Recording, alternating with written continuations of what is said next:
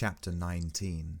Jonathan Harker's Journal, 1st of October, 5 a.m.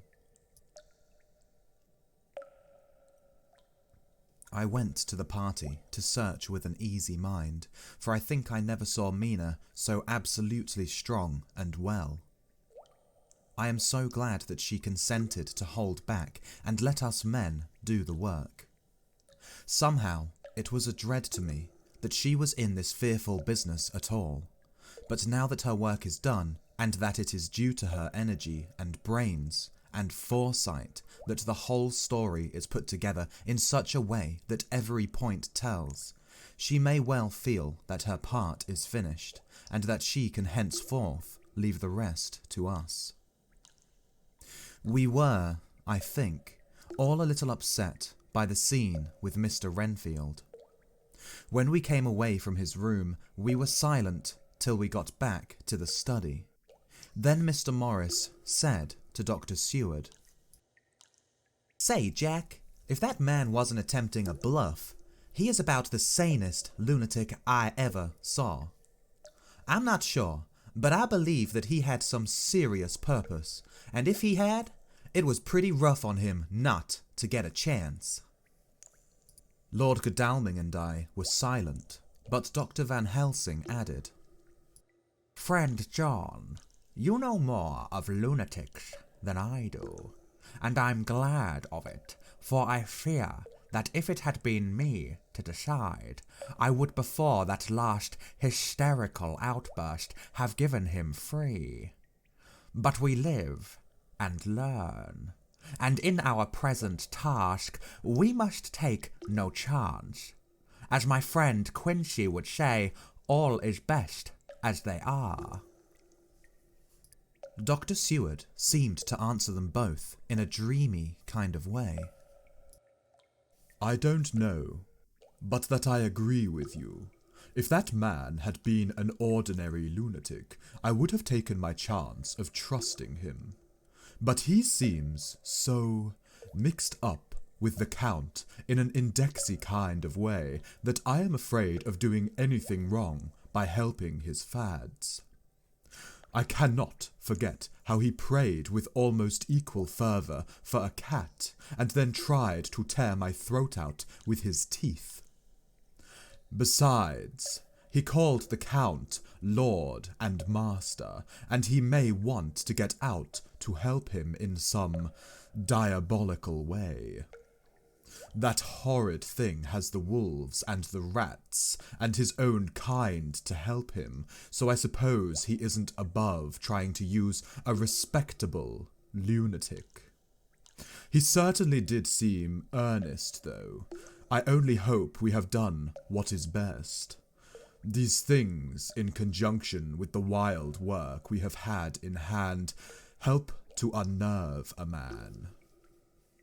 The professor stepped over, and laying his hand on his shoulder, said in a grave, kindly way, "Friend John, have no fear. We are trying to do our duty in a very sad and terrible case. We can only do as we deem best. What else have we to hope for except the pity of the good God?" Lord Godalming had slipped away for a few minutes, but now he returned.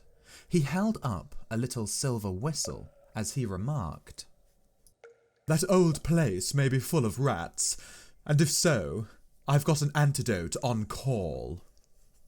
Having passed the wall, we took our way to the house, taking care to keep in the shadows of the trees on the lawn when the moonlight shone out.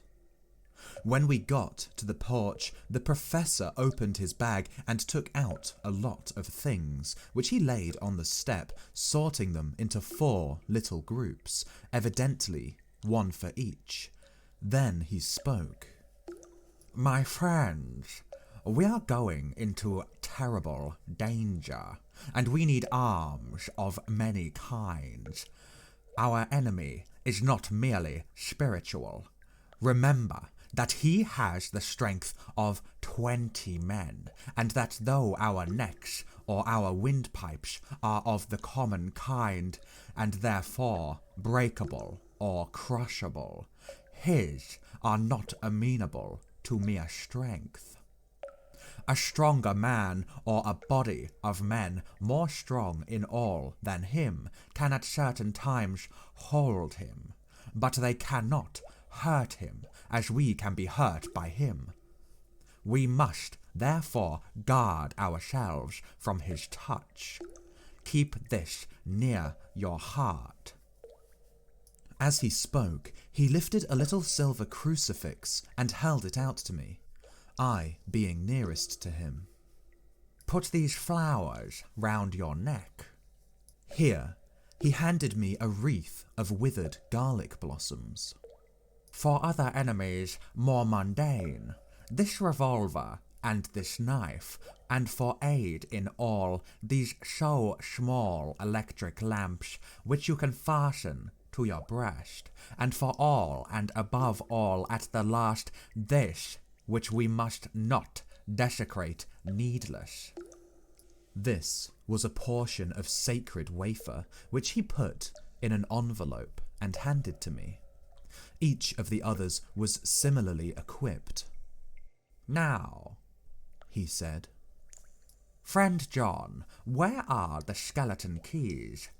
If so that we can open the door, we need not break house by the window as before at Miss Lucy's.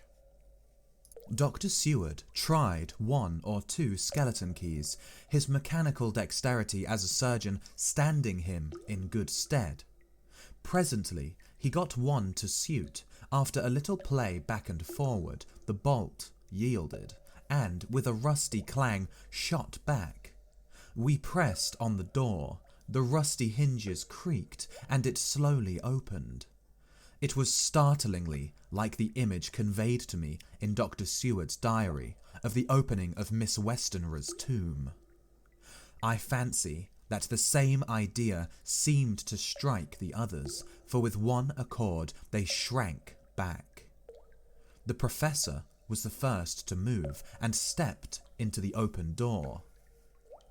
In manus tuas domine, he said, crossing himself as he passed over the threshold. We closed the door behind us, lest, when we should have lit our lamps, we should possibly attract attention from the road. The professor carefully tried the lock, lest we might not be able to open it from within should we be in a hurry making our exit. Then we all lit our lamps and proceeded on our search. The light from the tiny lamps fell in all sorts of odd forms as the rays crossed each other, or the opacity of our bodies threw great shadows. I could not, for my life, get away from the feeling that there was someone else amongst us. I suppose it was the recollection so powerfully brought home to me by the grim surroundings of that terrible experience in Transylvania. I think the feeling was common to all of us, for I noticed that the others kept looking over their shoulders at every sound and every new shadow, just as I felt myself doing. The whole place was thick with dust. The floor was seemingly inches deep, except where there were recent footsteps, in which on holding down my lamp I could see marks of hobnails where the dust was cracked.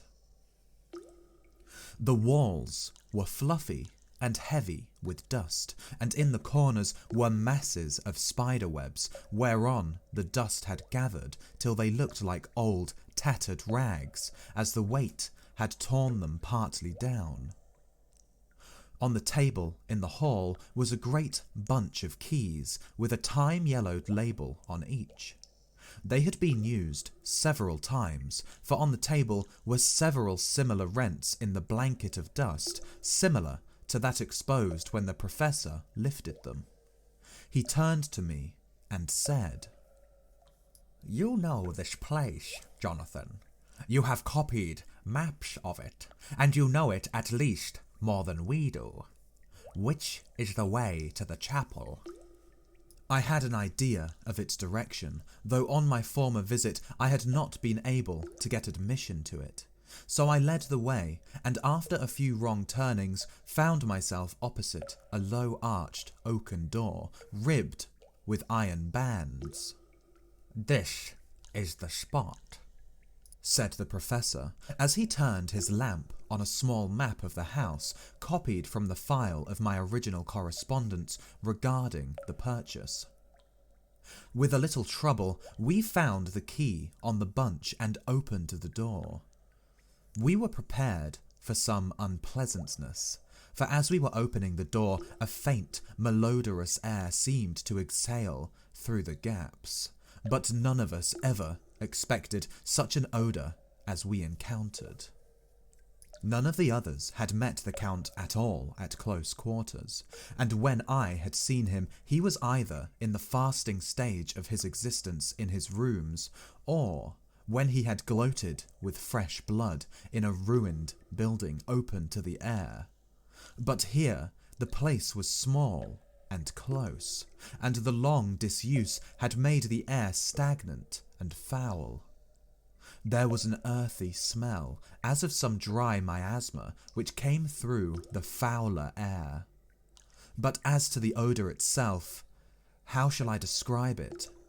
It was not alone that it was composed of all the ills of mortality and with the pungent, acrid smell of blood, but it seemed as though corruption had become itself corrupt.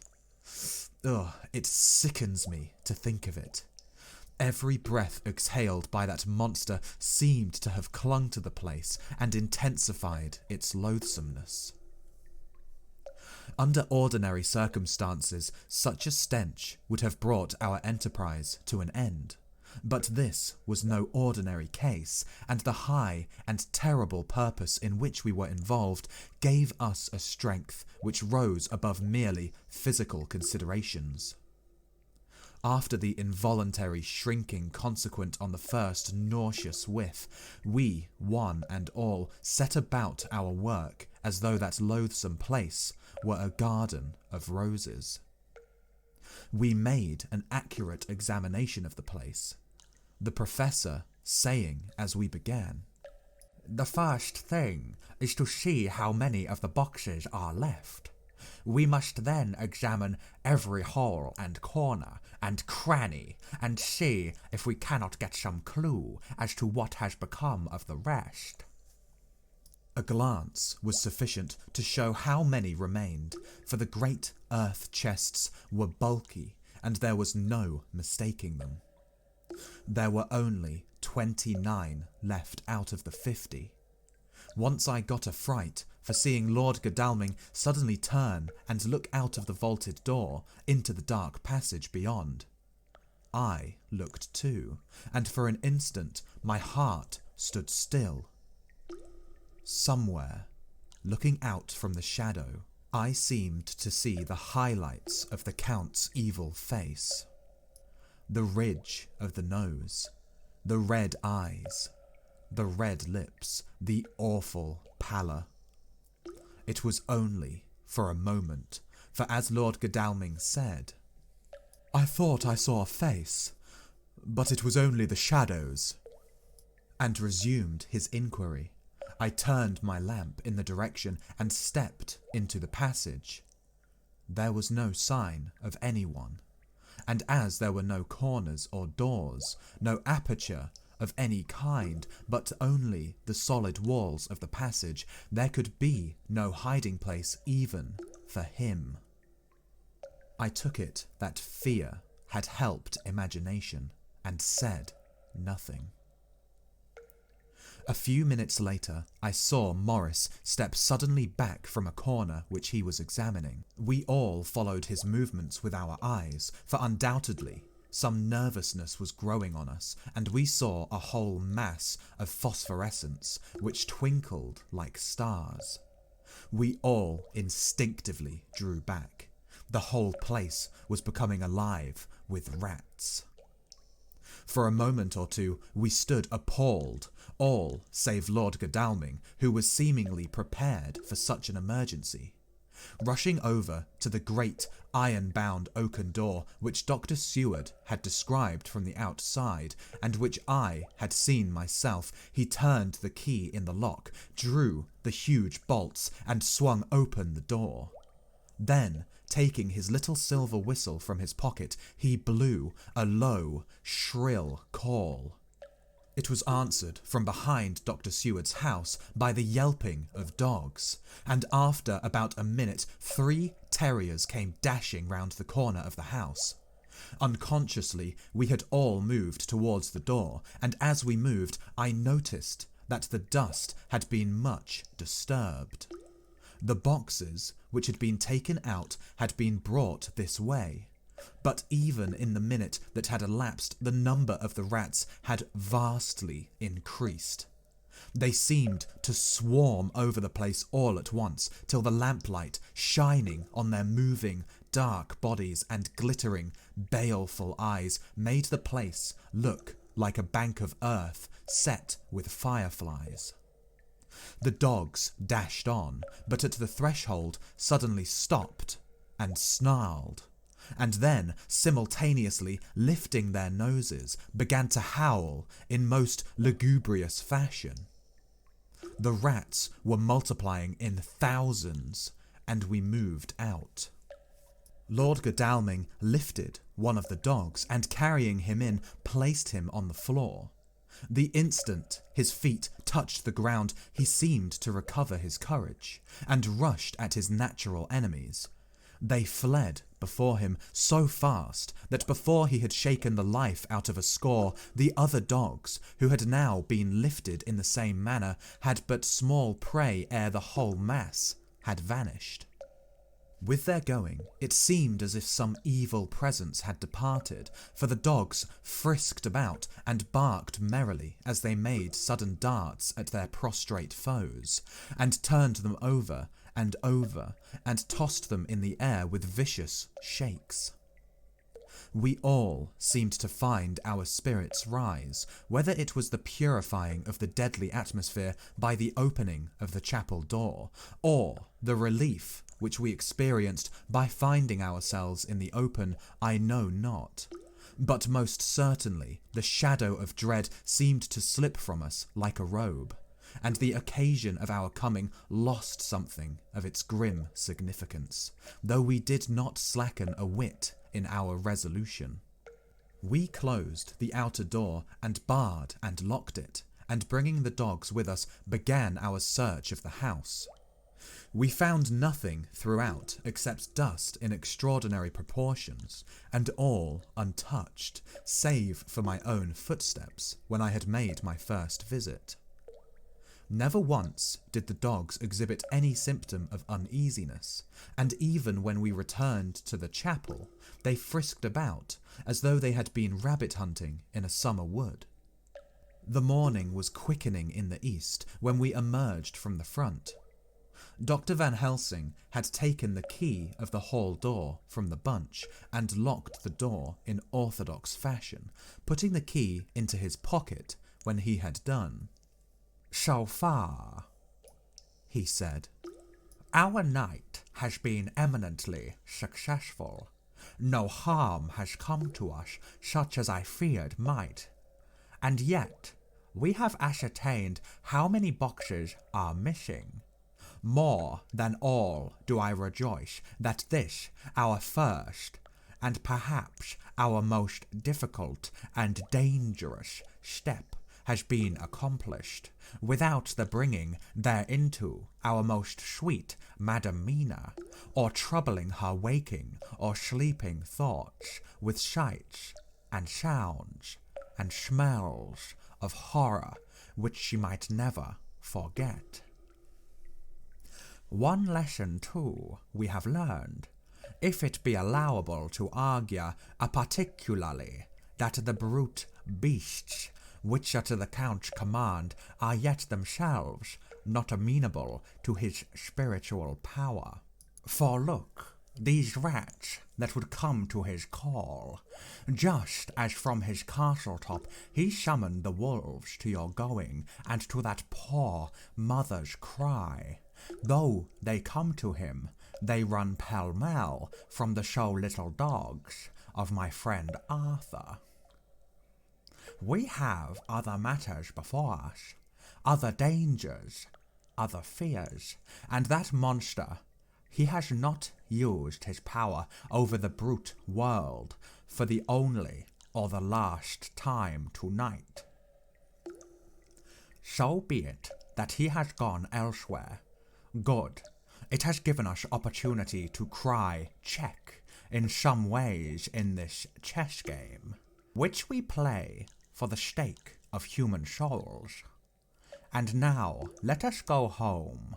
The dawn is close at hand, and we have reason to be content with our first night's work. It may be ordained that we have many nights and days to follow, if full of peril, but we must go on, and from no danger shall we shrink. The house was silent when we got back, save for some poor creature who was screaming away in one of the distant wards, and a low, moaning sound from Renfield's room. The poor wretch was doubtless torturing himself after the manner of the insane, with needless thoughts of pain. I came tiptoe into our room and found Mina asleep, breathing so softly that I had to put my ear down to hear it. She looks paler than usual. I hope the meeting tonight has not upset her. I am truly thankful that she is to be left out of our future work, and even of our deliberations. It is too great a strain for a woman to bear. I did not think so at first, but I know better now. Therefore I am glad that it is settled. There may be things which would frighten her to hear, and yet to conceal them from her might be worse than to tell her, if once she suspected that there was any concealment. Henceforth our work is to be a sealed book to her, till at least such time as we can tell her that all is finished, and the earth free from a monster of the netherworld. I dare say it will be difficult to begin to keep silence after such confidence as ours, but I must be resolute, and tomorrow I will keep dark over tonight's doings, and shall refuse to speak of anything that has happened. I rest on the sofa so as not to disturb her. 1st of October. Later. I suppose it was natural that we should have all overslept ourselves, for the day was a busy one, and the night had no rest at all. Even Mina must have felt its exhaustion, for though I slept till the sun was high, I was awake before her, and had to call 2 or 3 times before she awoke. Indeed, she was so sound asleep that for a few seconds she did not recognize me, but looked at me with a sort of blank terror, as one looks who has been waked out of a bad dream. She complained a little of being tired, and I let her rest till later in the day. We know now of 21 boxes having been removed, and if it be that several were taken in any of the removals, we may be able to trace them all. Such will, of course, immensely simplify our labour, and the sooner the matter is attended to, the better. I shall look up Thomas Snelling today. Dr. Seward's Diary, 1st of October. It was towards noon when I was awakened by the professor walking into my room. He was more jolly and cheerful than usual, and it is quite evident that last night's work has helped to take some of the brooding weight off of his mind. After going over the adventure of the night, he suddenly said, "Your patient interests me much. May it be that with you I visit him this morning, or, if that you are to occupy, I can go alone, if it may be.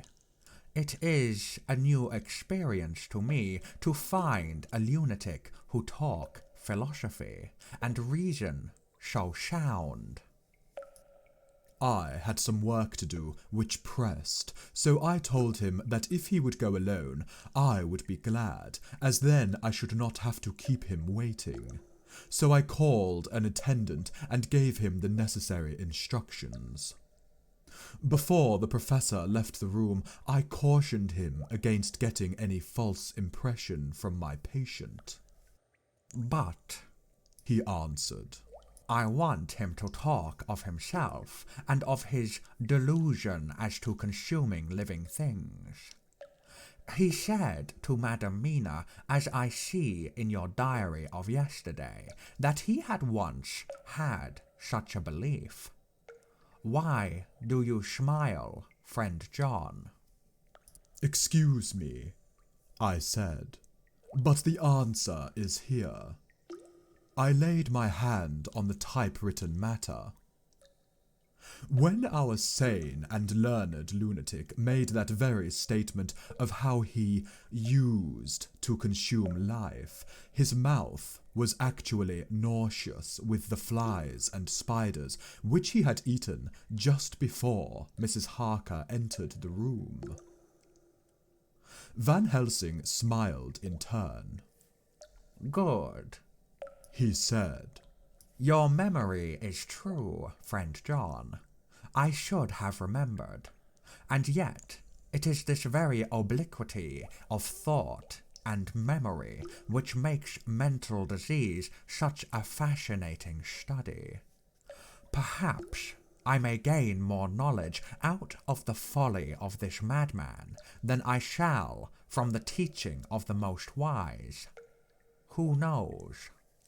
I went on with my work, and before long was through that in hand.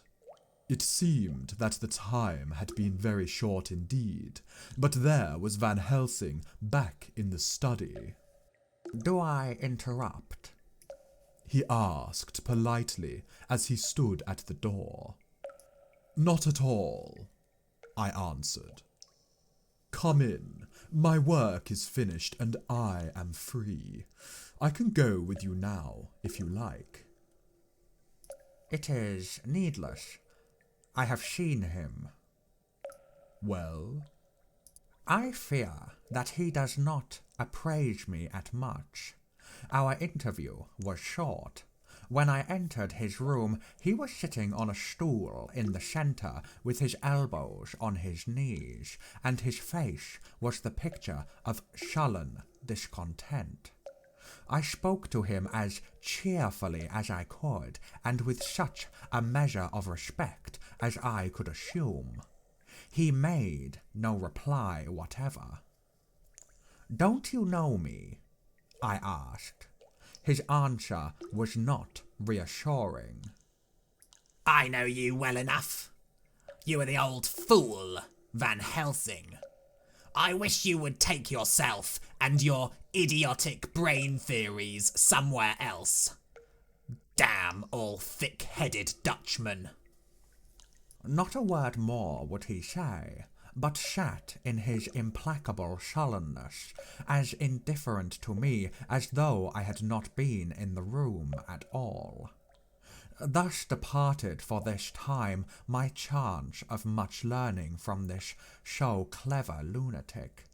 So I shall go, if I may, and cheer myself with a few happy words with that sweet soul, Madam Mina. Friend John, it does rejoice me unspeakable that she is no more to be pained, no more to be worried with our terrible things. Though we shall much miss her help, it is better so. I agree with you with all my heart, I answered earnestly, for I did not want him to weaken in this matter.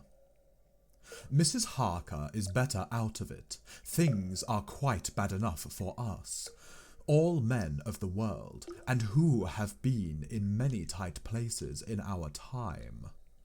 But it is no place for a woman, and if she had remained in touch with the affair, it would in time infallibly have wrecked her. So, Van Helsing has gone to confer with Mrs. Harker and Harker. Quincy and Art are all out following up the clues as to the earth boxes. I shall finish my round of work, and we shall meet tonight. Mina Harker's journal, 1st of October. It is strange to me to be kept in the dark as I am today. After Jonathan's full confidence for so many years, to see him manifestly avoid certain matters, and those the most vital of all. This morning I slept late after the fatigues of yesterday, and though Jonathan was late too, he was the earlier. He spoke to me before he went out, never more sweetly or tenderly, but he never mentioned a word of what had happened in the visit to the Count's house. And yet he must have known how terribly anxious I was. Poor dear fellow, I suppose it must have distressed him even more than it did me. They all agreed that it was best that I should not be drawn further into this awful work, and I acquiesced. But to think that he keeps anything from me. And now I am crying like a silly fool, when I know it comes from my husband's great love, and from the good wishes of those other strong men. That has done me good. Well, some day Jonathan will tell me all, and lest it should ever be that he should think for a moment that I kept anything from him, I shall keep my journal as usual.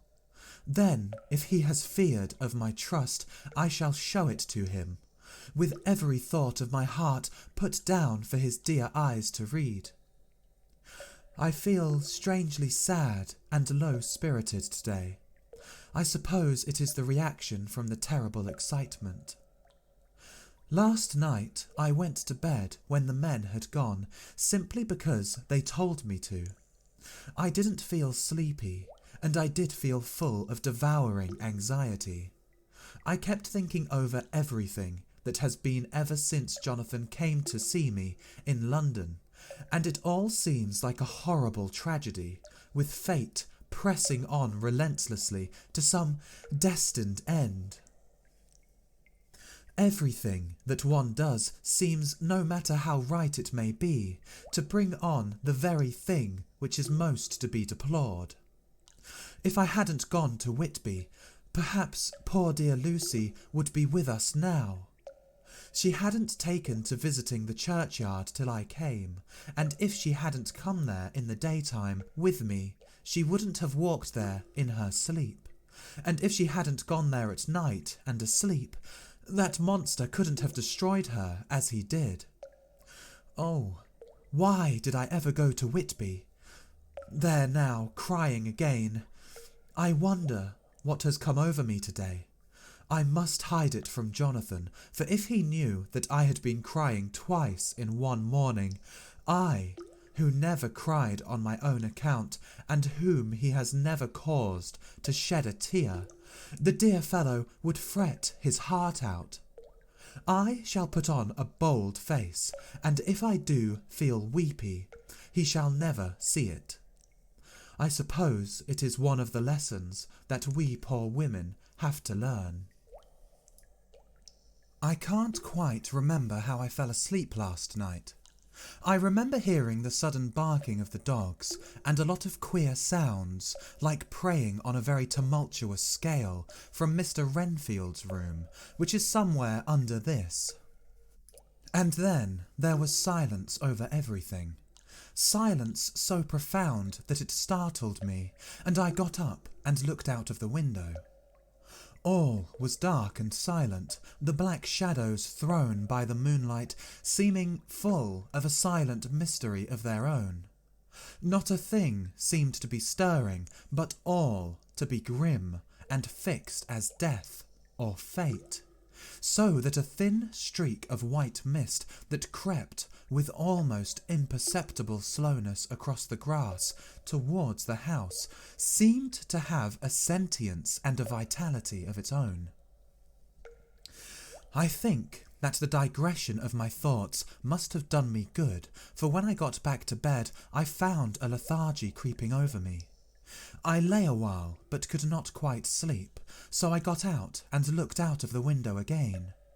The mist was spreading, and was now close up to the house, so that I could see it lying thick against the wall, as though it was stealing up to the windows.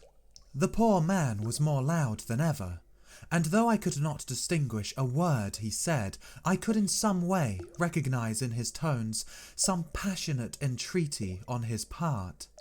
Then there was the sound of a struggle, and I knew that the attendants were dealing with him. I was so frightened that I crept into bed and pulled the clothes over my head, putting my fingers in my ears. I was not then a bit sleepy, at least so I thought, but I must have fallen asleep, for, except dreams, I do not remember anything until the morning when Jonathan woke me. I think that it took me an effort and a little time to realise where I was, and that it was Jonathan who was bending over me. My dream was very peculiar, and was almost typical of the way that waking thoughts become merged in or continued in dreams. I thought that I was asleep and waiting for Jonathan to come back. I was very anxious about him, and I was powerless to act. My feet and my hands and my brain were weighted so that nothing could proceed at the usual pace. And so I slept uneasily and thought. Then it began to dawn upon me that the air was heavy and dank and cold. I put back the clothes from my face and found to my surprise that all was dim around.